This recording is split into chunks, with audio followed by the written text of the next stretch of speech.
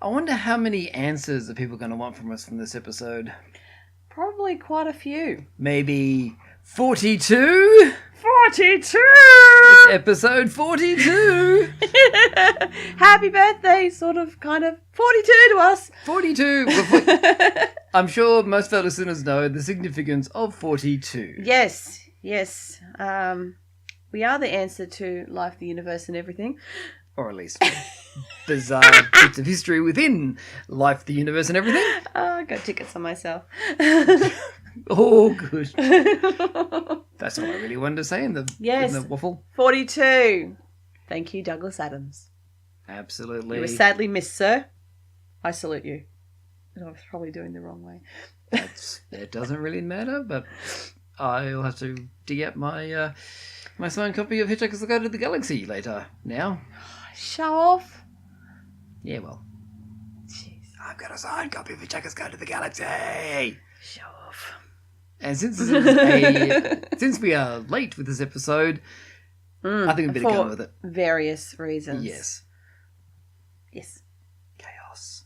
Pure, utter chaos. And not even the chaos that I like. Not good chaos.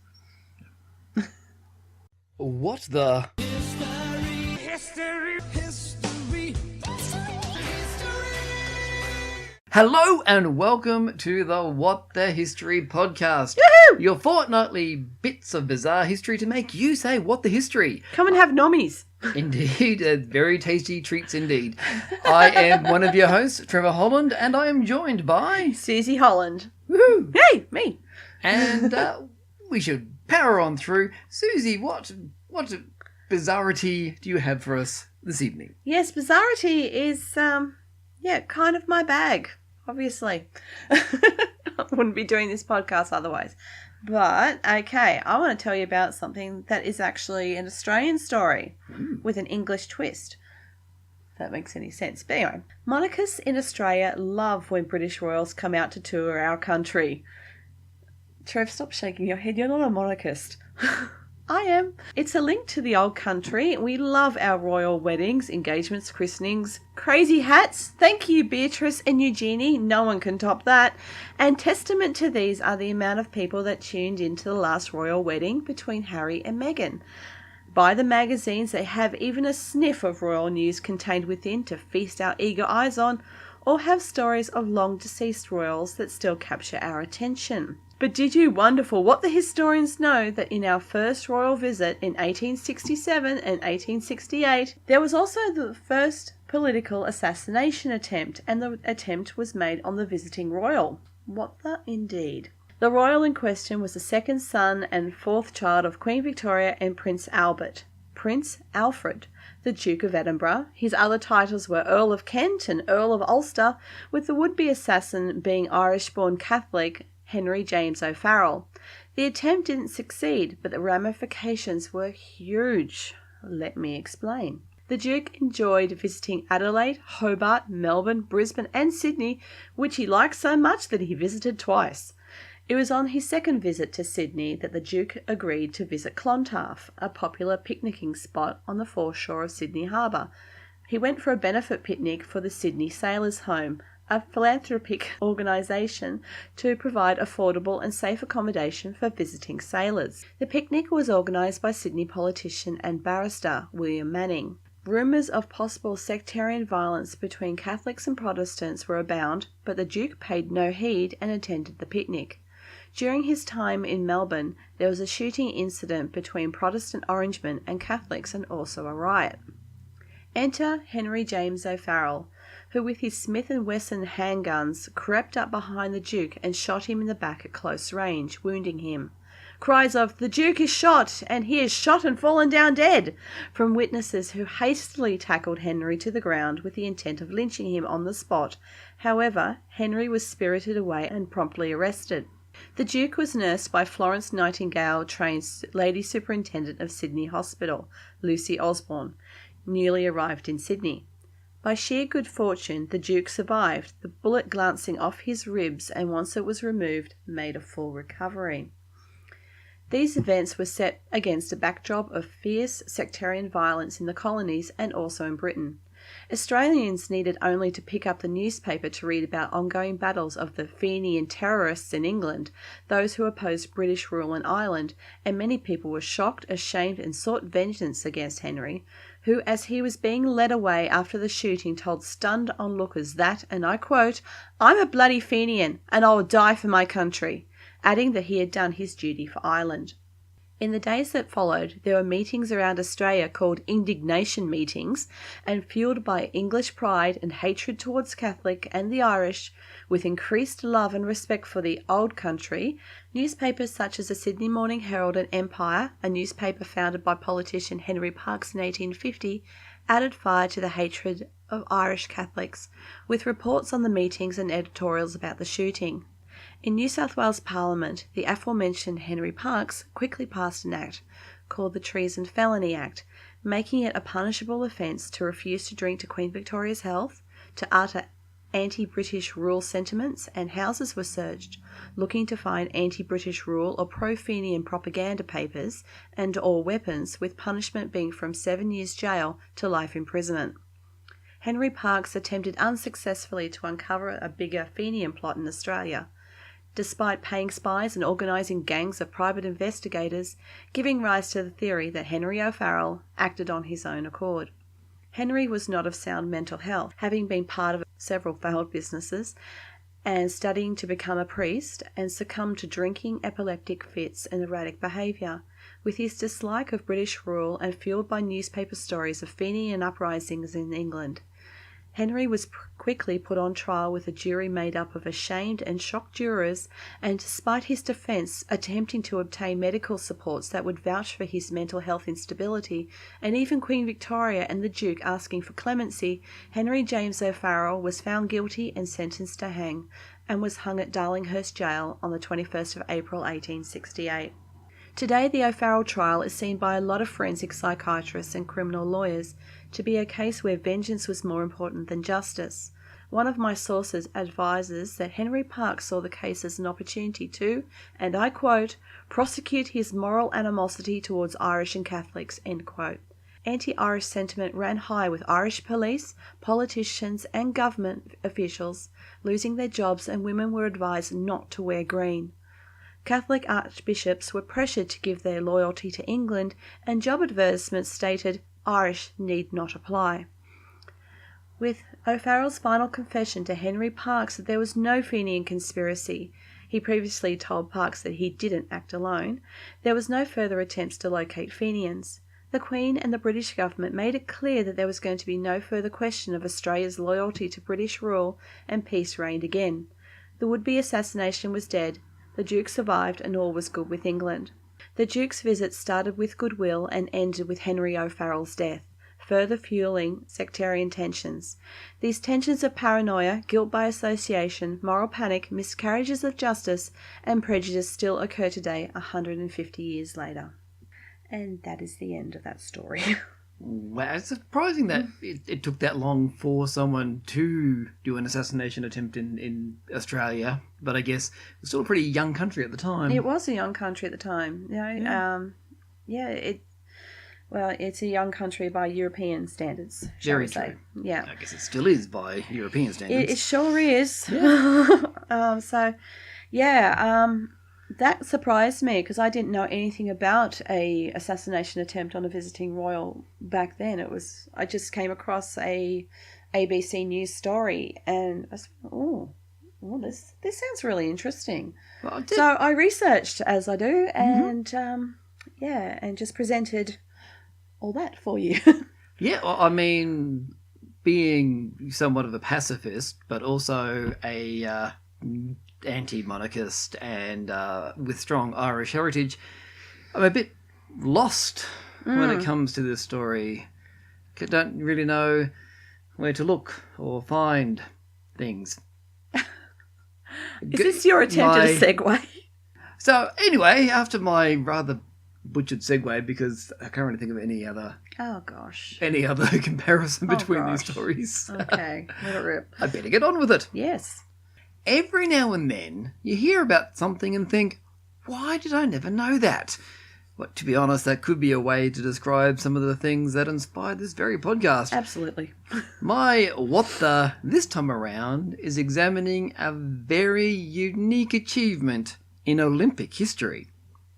Every 4 years, the best athletes in the world descend upon the host country, hoping to do their countries proud and beat the records of the previous competitors. I somehow think there is one record that will continue to stand for a very long time. To find out more, we have to travel back to 1911, where Japanese high school student Shizo Kanakuri decided to compete in trials for the Olympic marathon. It had been decided a few years earlier, in 1908 to be precise, by International Olympic Committee member Pierre de Coubertin, I think, that since sport could be a reason to have peace, then Asian countries needed to be included. So it was that Japan ended up sending a team of 2 athletes to the 1912 Stockholm Olympic Games. Shizo Kanakuri had qualified for the marathon, and his countryman Yahiko Mishima was to compete in a number of sprinting events. The Japan Times were conservative in their reporting of this endeavour, saying, quote, "As this is the first time Japanese runners, or any Japanese athletes, have taken part in these world contests, it is impossible to say what they will achieve. But both are full of grit and nerve and may be counted upon for doing credit to themselves and to Japan." End quote. It soon turned out that the lack of experience was not the only factor causing concerns for young Shizo. In order to get to Stockholm, he had to spend 10 days on the Trans-Siberian Railway, after a boat trip by the way, and he had to rely on brief opportunities to run around railway stations when the train stopped. And once they got to the Olympic city, one of the officials travelling with the Japanese party fell ill, and since Shizo was the youngest, it fell upon him to care for the sick man, eating further into his already scarce training opportunities. To add to this, Shizo also discovered the local food did not sit well with him, making him tired and queasy. Finally, the big day came, and on July 14, 1912, Shizo took his place amongst the 68 starters for the Olympic marathon. It also happened to be one of the hottest days Stockholm had seen, with the temperature soaring to an unseasonal 32 degrees Celsius, or 90 Fahrenheit depending on where you're listening. The athletes wore hats and draped damp towels over their heads in an effort to alleviate the heat, and reportedly were quite stunned by Shizo's choice of footwear. He was wearing traditional Japanese tabi, a 2-toed canvas shoe. He had added extra canvas to the soles of the shoes, but they still weren't very effective for the rocky path he was about to run. Given these conditions, and Shizo's belief that sweating increased fatigue, which meant that he had abstained from drinking any liquids before the race, it is almost surprising that he made it halfway through the marathon before collapsing and passing out from hypothermia. Hypothermia, extreme overheating. Over half the racers failed to complete the marathon, with one unfortunate Portuguese athlete, Francisco Lazaro, collapsing in the extreme heat and unfortunately never regaining consciousness before dying the following morning. When they took his temperature after he collapsed, his body temperature was 42 degrees. Oh, no. Yeah. Luckily for Shizo, a banker and his family were having a garden party nearby and decided to aid the stricken young athlete. They took him in, let him rest, and helped him to rehydrate. After an hour, Shizo made the decision to retire from the race before heading back into Stockholm and catching the first boat back to Japan. Now, this probably wouldn't have been notable, except the shame he felt for not completing the race meant that Shizo did not let any of the organisers in Stockholm know he was leaving, and he was promptly reported as missing, complete with a frantic search throughout the country by the Swedish police. Meanwhile, back in his home country, Shizo found that he did not have much to be ashamed of. His countrymen also did not perform well, and the Japan Times was sympathetic, stating, quote, "It will be unfair to deal harshly with these young athletes for their faults," end quote, before going on to heavily criticise a system that would send athletes to the Olympics with so little preparation. Shizo was also optimistic, reportedly saying, quote, "This failure will beget success," End quote. Despite remaining listed as missing in Sweden for the next 50 years or so, Shizo went on with his running career. He was much better prepared for the 1916 Berlin Olympics, at least until World War I prevented him from competing, and he finally placed a decent 16th in the 1920 Antwerp Olympics held in Belgium. He also helped to establish the Tokyo Hakone Round-Trip College Ekiden race in 1920. This was a 218-kilometre relay race where university teams competed. It also helped popularise long-distance running in Japan, where Shizo was ultimately considered the father of the Japanese marathon, and the grand prize for the race ultimately was named after him. But what of the missing persons case back in Sweden? Well, eventually an official finally worked out what happened, and so it was that in 1967, the Swedish National Olympic Committee reached out to the now 75-year-old Shizo, inviting him back to Stockholm under the guise of the 55th anniversary of their games. When he got to Stockholm, Shizo discovered that he was a bit of a legend. He was known as the missing marathoner, the man who had vanished without a trace on that hideously hot day way back in 1912. As a promotion to help raise funds to send their team to the upcoming games in Mexico, the officials asked Shizo if he would like to finish the race. Shizo was delighted and reportedly ran joyfully around the last corner of the course before running through a special ribbon, and this is where he set his most impressive record. The officials read out his time to complete the marathon, being 54 years, 8 months, 32 minutes, and 20.3 seconds, thereby recording the longest time to complete an Olympic marathon. I love this. When asked if he would like to say a few words about his achievement, Shizo went up to the microphone and said, quote, "It was a long trip. Along the way, I got married, had 6 children and 10 grandchildren." End quote. Oh, bless. Shizo lived to the grand age of 93, dying peacefully in 1983 with his Olympic record surprisingly still standing. I would like to add my congratulations to him for this most amazing record in What the History. Well done, sir. Well done. I love that so much.